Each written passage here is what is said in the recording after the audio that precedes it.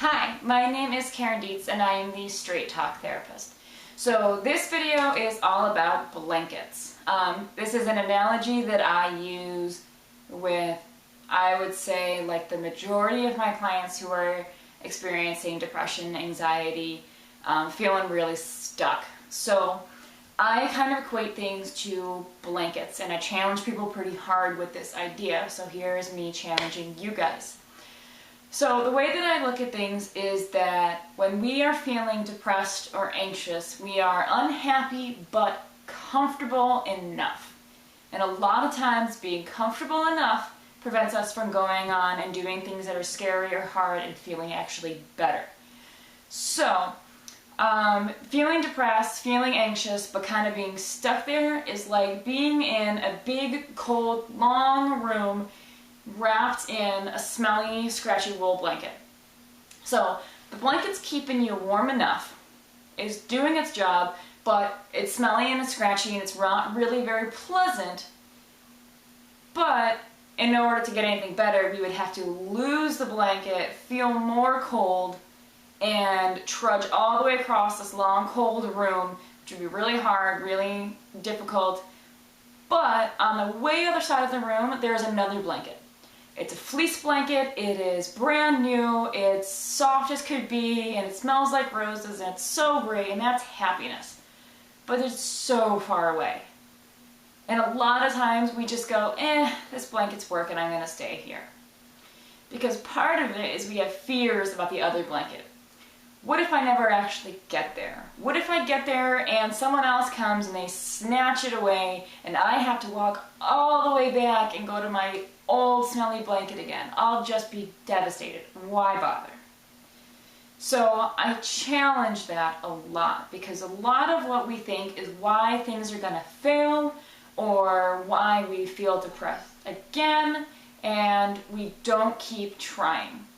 So one thing that's really important to remember is that, one, if you put in all the effort, you are likely to go get that blanket for some period of time. Life does happen, and sometimes we go back a bit, but it is far more helpful to focus on the fact that you had the blanket at all than on the fact that maybe you lost it for a little while because something stressful came up and you had some legitimate feelings.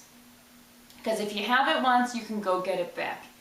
The more times you go over there, the more you are claiming that blanket for yourself, and the more it's going to stay yours.